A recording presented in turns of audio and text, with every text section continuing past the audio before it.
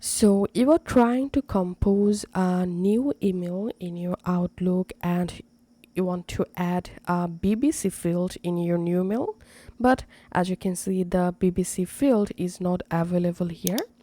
In this video I will show you how you can easily add the BBC field in your Outlook new email.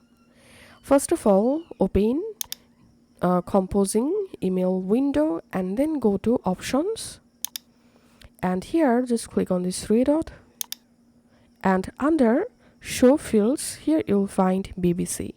Just enable BBC by clicking on it, and then here you will see the BBC field successfully added. Now on, whenever you create a new email in Outlook, the BBC field will be automatically added. Go ahead and add emails in this BBC field. So that's how we can do it. If this video helped you out, please leave a like and leave a comment down below. Thank you for watching.